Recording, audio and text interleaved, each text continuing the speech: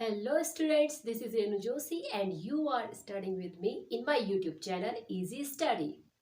Students आज हम इस वीडियो में पढ़ेंगे क्वाड्रेटिक इक्वेशन। ओके, तो ये हमारा आज का video introduction of quadratic equations से बेस्ड है और इसमें सबसे पहले आपको ये पता होना जरूरी है कि क्वाड्रेटिक इक्वेशंस क्या होती है और ये आई कहाँ से। ओके, तो क्वाड्रेटिक इक्वेशंस क्या होती है? क्वाड्रेटिक इक्वेशंस वे इक्वेशंस होती हैं जिसमें आपका कम से कम एक वेरिएबल ऐसा होना चाहिए जिसकी पावर क्या होती है, 2 होती है। मीन्स एक वेरिएबल ऐसा होना चाहिए जो कि स्क्वायर फॉर्म में होगा, ओनली वन वेरिएबल। ओके, तो देखिए इसकी डेफिनेशन क्या है। A polynomial equation of a second degree. बोला ना इन्होंने कि जो पॉलिनोमियल इक्वेशन होती है, पॉलिनोमियल इक्वेशन आपने प्रीवियस क्लास में पढ़ा होगा कि पॉलिनोमियल इक्वेशंस क्या होती हैं। तो पॉलिनोमियल इक्वेशंस वो इक्वेशन होती हैं जिसमें 2 से ज्यादा टर्म्स होते हैं। ओके, इक्वेशन में जैसे ये है, आपको एक इक्वेशन दे रखी है, इसमें कितने टर्म्स है स्टूडेंट्स? इसमें है 1 टर्म, सेकेंड एंड थर्ड। तो आपका यहाँ पे कितने टर्म्स गिवन है? यहाँ पे 3 टर्म्स गिवन है।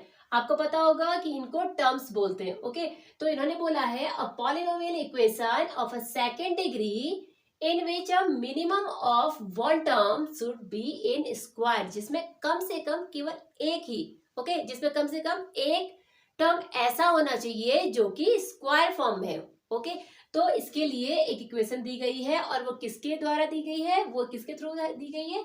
वो है आपका एक इंडियन मैथमेटिशियन थे आपके, वो थे हमारे ब्रह्मगुप्त। ठीक है, तो ब्रह्मगुप्त ने ये जो इक्वेशन है, क्वाड्रेटिक इक्वेशन का जो स्टैंडर्ड आपका फॉर्मूला है, वो इनके थ्रू दिया गया है, जो कि है A X square plus B X plus C equals to 0। Okay, और ए नॉट इक्वल 0, ए 0 के इक्वलेंट नहीं होना चाहिए। ठीक है, अब इसमें देखिए, इसमें जो ए है और बी है और ये सी है, ये सभी क्या है स्टूडेंट्स? ये सभी आपके क्या है? Real numbers. ओके, ये क्या है?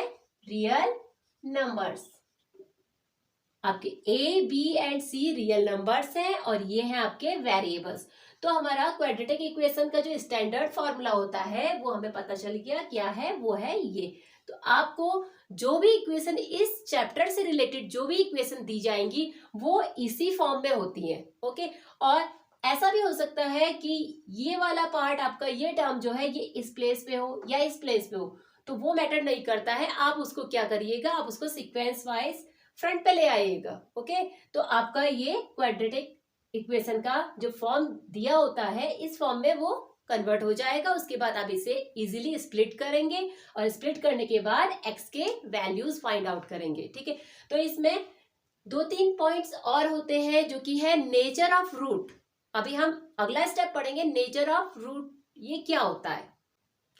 देखिए स्टूडेंट्स, नेचर ऑफ रूट्स जानने से पहले आपको क्वाड्रेटिक फॉर्मूला तो आपने पता कर लिया कि क्या होता है, तो आपको क्वाड्रेटिक फॉर्मूला का जो दूसरा फॉर्म होता है, जो कि आपका होता है x equals to minus b plus minus inside of root b square minus 4ac divide by 2a, ये भी पता होना जरूरी है। क्योंकि आपको क्या है, nature of root find out करना है। मीन्स आपको ये पता करना है कि जो आपसे जो पूछे गए रूट्स हैं उसका नेचर कैसा है, क्या वो 0 से बड़ा है, 0 से छोटा है या 0 के इक्विवेलेंट है। तो 3 केसेस होते हैं आपके पास। इन 3 केसेस में को ध्यान में रख के आपको पता करना पड़ता है कि रूट का जो नेचर है वो किस टाइप का है। तो आप इस फॉर्मूले को देखिए, इस फॉर्मूले को पहले हम एक्सप्लेन करेंगे वो क्या है।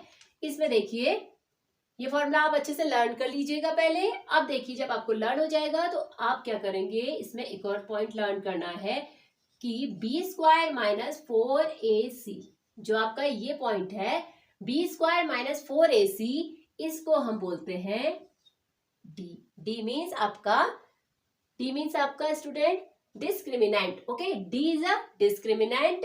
तो discriminant equals to B square minus 4ac। According to the discriminant हम क्या करेंगे, रूट का नेचर फाइंड आउट करेंगे। तो अब हमें ये देखना है कि जो d की वैल्यू है, जब हम किसी भी इक्वेशन में, जैसे सपोज आपके पास एक इक्वेशन है 2x square plus 2x plus 4 equals to 0। Okay, आपके पास एक इक्वेशन है इस इक्वेशन में आपको पता है ए की वैल्यू क्या है, बी की वैल्यू क्या है एंड सी की वैल्यू क्या है। आपको इन तीनों की वैल्यूज पता है। आप क्या करेंगे, इन तीनों की वैल्यू को इस डिस्क्रिमिनेंट के फॉर्मूले पे पुट करेंगे। पुट करने के बाद आप ये देखेंगे कि जो रिजल्ट आ रहा है, जो इसका आंसर आ रहा है, वो क्या डी के इक्विवेलेंट है। तो तीन केसेस हैं, या तो वो डी के इक्विवेलेंट होगा, जो भी वैल्यू आएगी यहाँ पे वो या तो डी के इक्विवेलेंट होगा, या वो डी से आपका क्या होगा, वैल्यू ग्रेटर देन होगा, या डिस्क्रिमिनेंट से आपका, या डिस्क्रिमिनेंट ग्रेटर देन 0 होगा, या 0 इज ग्रेटर देन डिस्क्रिमिनेंट होगा आपका, या d is equal to that number. तो आपको ये तीन केसेस पता करने हैं, और अगर आंसर इन तीन केसेस में से किसी एक केस में निकलता है तो उसके लिए आप क्या आंसर बोलोगे। ठीक है, आप क्या बोलोगे कि जो आपकी जो क्वाड्रेटिक इक्वेशन है वो किस फॉर्म में है, उसका नेचर क्या है।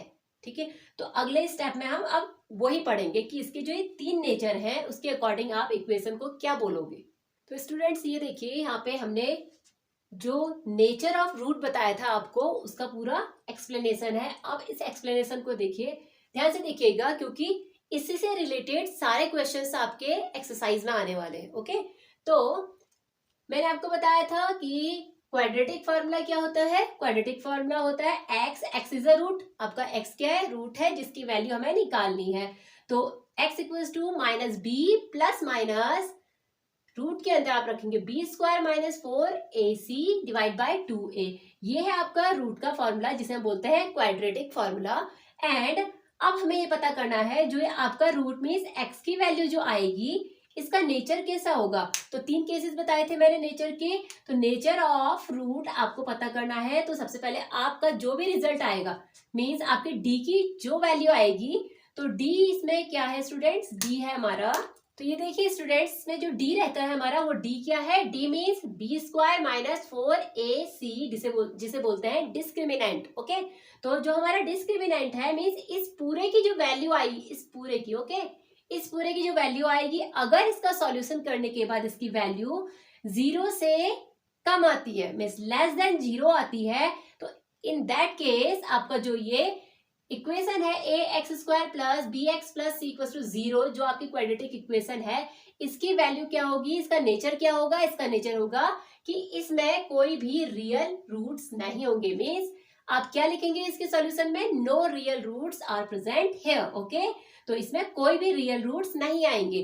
तो आपका क्या है, हो सकता है इसका आंसर क्या आए, आपका इमेजिनरी हो, मीन्स आपका रूट में आया आंसर रूट 2/3 समथिंग, इस टाइप से कुछ भी आंसर आ सकता है। तो ये आपका रियल रूट्स नहीं होता है इन दैट केस, जब आपका डी की वैल्यू 0 से कम आएगी। ओके, नेक्स्ट केस है जब डी की वैल्यू आपकी, d means b square minus 4ac की वैल्यू आपकी इक्वल टू 0 आएगी। तो इन दैट केस आपका क्वाड्रेटिक इक्वेशन का जो क्वाड्रेटिक इक्वेशन में जो रूट की वैल्यू होगी, मीन्स एक्स की जो वैल्यू होगी, वो आपकी क्या होगी, 2 इक्वल रूट्स होंगे। यहाँ पे 2 इक्वल रूट्स आएंगे, मीन्स एक्स की 2 वैल्यू आएंगी और दोनों ही सेम आएंगी। सपोज मान लिया दोनों ही 2 आ रही है, हो सकता है दोनों ही -2 हो।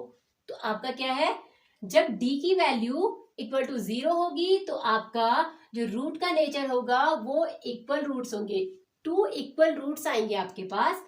और थर्ड केस है d is greater than 0। It means अगर आपका बी स्क्वायर माइनस 4ac की वैल्यू सॉल्व करने के बाद 0 से ज्यादा आती है, तो आपकी जो क्वाड्रेटिक इक्वेशन है उसके जो रियल रूट्स आएंगे वो डिस्टिंक्ट होंगे। इट मीन्स डिफरेंट होंगे, आपके रियल रूट्स डिफरेंट आएंगे।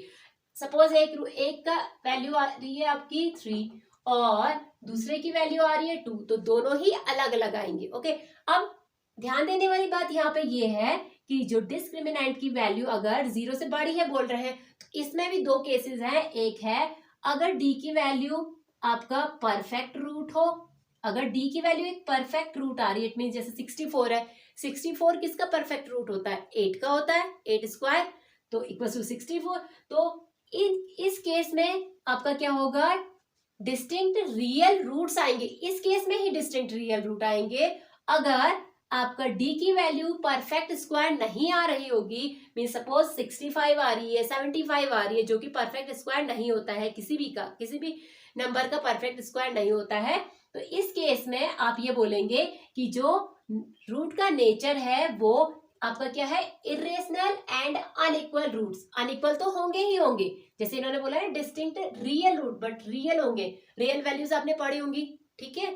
तो आपको पता है रियल वैल्यूज क्या होती हैं। रियल वैल्यूज वो होती हैं जो आपका पी अपॉन क्यू के फॉर्म में रहती है, और जीरो एंड जीरो से आपके नंबर लाइन पे आप जीरो से पॉजिटिव वे में जाते हैं, नेगेटिव में आते हैं, और ये डेसिमल फॉर्म में भी हो सकती है। तो ये सारी रियल नंबर है, बट आपकी क्या है जो इरेशनल वैल्यूज होती हैं वो क्या होती है, रूट के फॉर्म में होती है, जैसे √2, √3, √4 इस टाइप से रहती हैं, या √1/2, √3/4 इस टाइप से जो रहती हैं वो 65 की वैल्यूज भी क्या आएगी आपकी, इरेशनल एंड, रेशनल नहीं होगी ये, तो इरेशनल एंड अनइक्वल रूट्स आएंगे। ओके, तो ये था हमारा इस lesson introduction of quadratic equation से रिलेटेड। जितने भी आपके फॉर्मूले या आपकी इक्वेशंस जो भी आएंगी, जो नेचर आएगा रूट का, ये सारा इस ही जितना भी हमने ये अभी पूरा कवर कर रखा है, इस पूरे से ही रिलेटेड आपके पूरे सॉल्यूशन जो आपका एक्सरसाइज में जितने भी क्वेश्चंस पूछे जाएंगे इसी के बेस पे पूछे जाएंगे। तो स्टूडेंट्स आप इस पूरे